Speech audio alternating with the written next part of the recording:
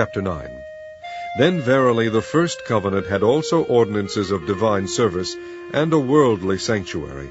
For there was a tabernacle made, the first wherein was the candlestick, and the table, and the shewbread, which is called the sanctuary.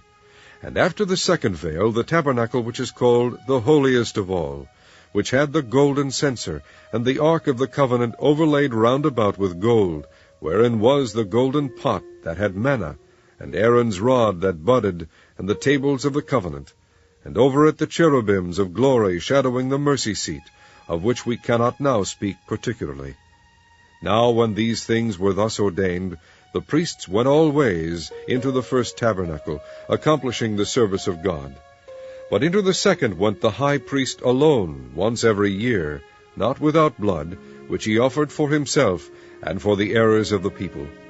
The Holy Ghost this signifying, that the way into the holiest of all was not yet made manifest, while as the first tabernacle was yet standing, which was a figure for the time then present, in which were offered both gifts and sacrifices, that could not make him that did the service perfect, as pertaining to the conscience, which stood only in meats and drinks, and divers washings, and carnal ordinances imposed on them until the time of Reformation.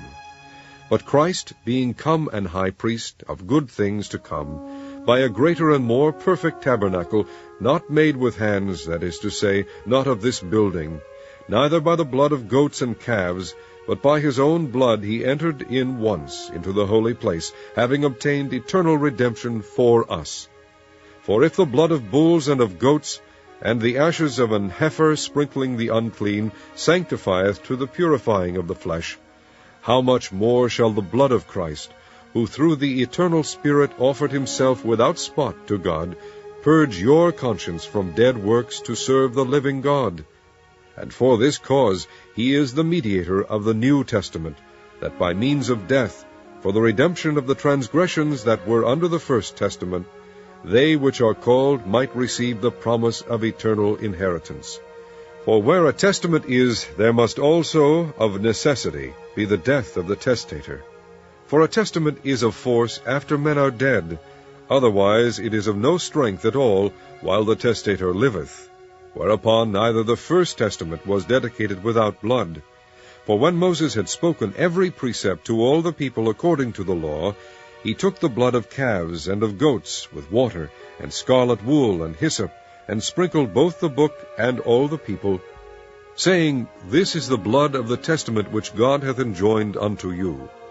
Moreover he sprinkled with blood both the tabernacle and all the vessels of the ministry. And almost all things are by the law purged with blood, and without shedding of blood is no remission. It was therefore necessary that the patterns of things in the heavens should be purified with these, but the heavenly things themselves with better sacrifices than these.